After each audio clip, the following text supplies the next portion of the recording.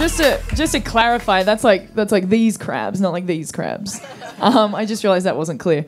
You can't say retarded anymore. It's not okay. It's not correct. It's offensive. Okay? The correct word is vaccinated. That's a thinker. That will come to you later. I was seeing a guy recently and I called it off. So I freaked out. You know, I didn't want any relationship or anything. And a couple of weeks later, I was like, how good is sex though? And so he had actually happened to call me on the same day for the sex. And I said, hey, I actually been mulling something over. I wanted to pass it by you. How would you feel about doing all of the sex things and none of the relationship things? And he was like, well, yeah, obviously.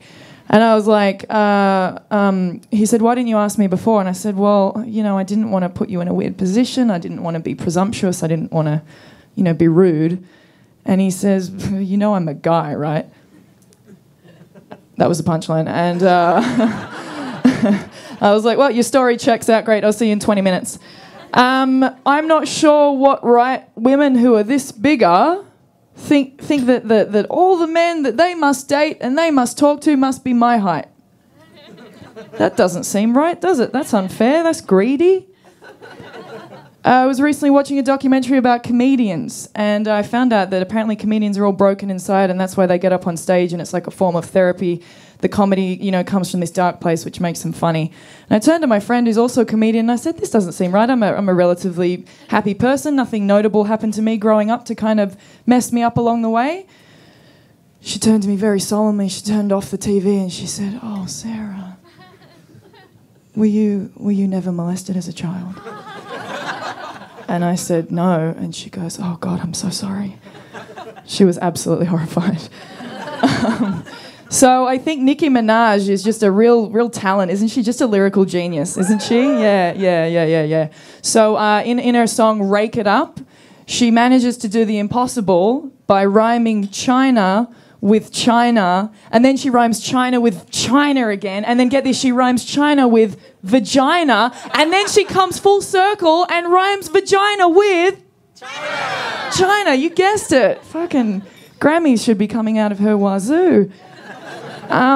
So people think I'm a lesbian sometimes. Obviously, I'm perpetuating the stereotype. So I used to work in a bar in London where I would wear a shirt and a tie, and I would get hit on by women all the time. And I was like, "Oh, fabulous! This is obviously my lesbian disguise, which I shall now wear to repel men." And sure enough, a man comes in and he says, "Excuse me, can I get your number?" And I was like, "I'm sorry, sir. I am quite obviously a lesbian, so there'll be none of that funny business tonight, sir." And he says, "I don't believe you." And I was like, "Well, I am wearing a shirt and a tie, sir.